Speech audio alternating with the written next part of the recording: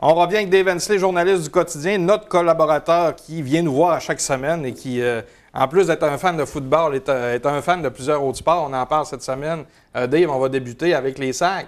Ben oui, effectivement, les Saguenayens qui ont mis la main là, dimanche sur la Coupe L'Ami Junior, c'est tout nouveau cette année. Ça avait été mis en place là, parce que les Sags et le Dracard, depuis quelques années, s'affrontent 10 fois. Okay. Donc, on voulait mettre un enjeu autour de ce match-là. Et puis, on avait décidé de créer justement la Coupe L'Ami Junior, qui est d'ailleurs un trophée très volumineux. OK. Et puis, les Saguenayens qui sont assurés du titre là, après 7 rencontres, je crois. Là, les Saguenayens ont signé une 5e victoire contre le Dracard à Bécomo, de surcroît, pour le pointage de 3-2. Donc, quand même, là, une belle fin de semaine pour les Saguenayens, qui avaient mal commencé, là, une défaite de 5-4 samedi au San Jorge Vezina.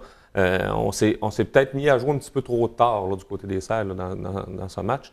On tirait de l'arrière 5-2, marqué 2 buts là, rapides en fin de troisième période. Mais on a tenu le coup du côté des Wildcats, qui représentent quand même là, une belle surprise là, depuis le début de la saison. Donc, on verra là, les Saguenayens qui bataillent ferme là, pour la 15e position avec les Foreurs de Val-d'Or. Les deux équipes sont à égalité au classement général. Donc, peut-être si on peut éviter là, du côté des Serres cette fameuse première position, peut-être pogner une équipe là, qui sera moins... Parce que je pense que le Titan d'Acadie Batters, ça ressemble beaucoup à...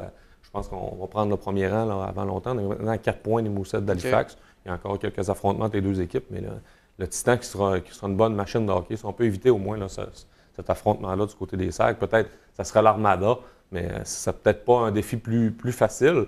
Mais je pense que le Titan a une meilleure machine de hockey quand même. Il joue bien contre l'Armada aussi, les Sags, là, depuis le début de la saison. Oui, effectivement, on l'avait emporté là, avant Noël. Ouais. C'était Francis Leclerc, justement, qui est rentré au Dracard, qui était devant le filet de l'Armada. On l'avait chassé, puis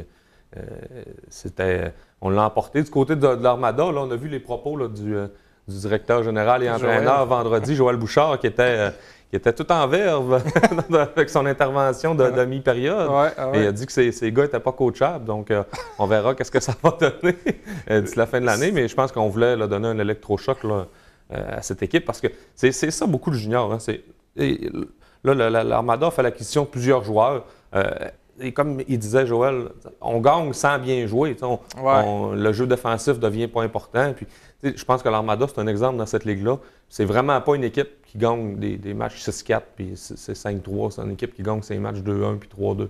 Donc, je pense qu'on veut revenir dans ce moule-là parce que c'est vraiment, je pense, la recette du succès en séries éliminatoires, c'est vraiment du bon jeu défensif. Parce que dans cette ligue-là, c'est un jeu dangereux. T'assois sur ton talent, on s'entend. Tu peux avoir une équipe très talentueuse, mais si tu ne travailles pas, tu ne joues pas bien dans ta zone, ça va être dur d'aller loin. On le voit chaque année, des équipes qui se font surprendre, peut-être moins en première ronde, mais en deuxième ronde, on a des équipes que l'entraîneur l'a dit, là, on joue pas bien, puis maintenant on arrive dans les séries, puis bang, on se fait sortir en 5 en deuxième ronde.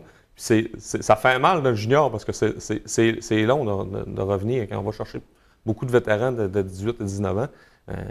Quand après ça, on rate un cycle complètement. Ça prend 2, puis 3, puis 4 ans avant de revenir au sommet.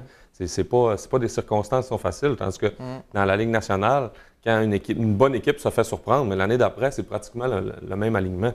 Sauf que dans le junior, on le voit cette année avec les Sea Dogs. Les Sea Dogs étaient champions l'an dernier, avaient toute une machine de hockey. Cette année, les Sea Dogs ne feront pas les séries. Donc, ça, on le voit comment c'est un cycle. Puis je pense que les Sea Dogs, l'an prochain, seront de nouveau une équipe de qualité. Donc, absolument.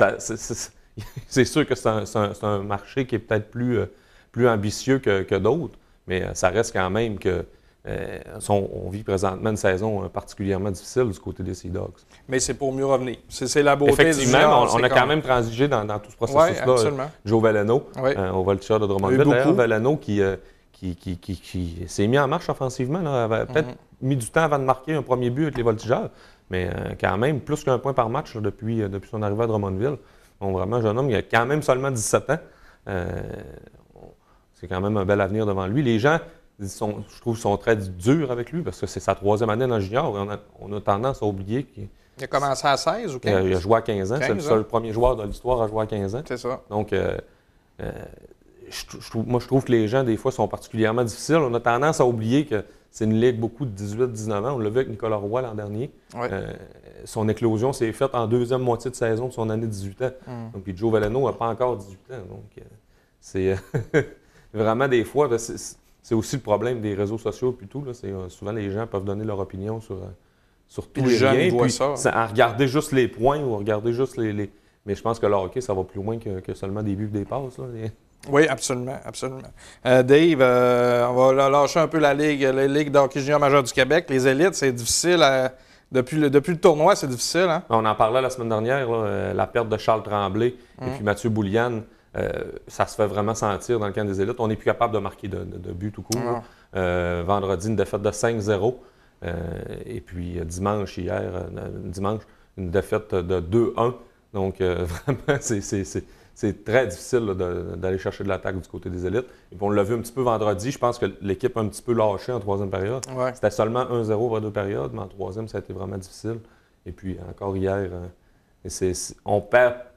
Les matchs de 5-0, ça n'arrive pas nécessairement souvent du côté des élites, mais on ne réussit pas à aller chercher l'attaque suffisamment pour se mettre en position de gagner. On voit beaucoup de 2-1 et puis de 3-2. Et la saison tire à sa fin du côté des élites. On a toujours laissé passer pour le premier tour éliminatoire. Mais bon, quand même, il faudra peut-être trouver une façon au moins gagner une dans les 5 ou 6 derniers de la saison. Il reste 6 matchs au calendrier des élites. 6 à l'extérieur. Sur la route. Donc, c'est vraiment pas des circonstances évidentes. On le voit, là, je pense qu'avant Noël, tout le monde était dans la bonne chaise avec... Et puis, vraiment, là, la perte de ces deux attaquants-là, on voit ça se fait vraiment sentir. Bien, ils ont été victimes de leur succès avant les fêtes. Hein?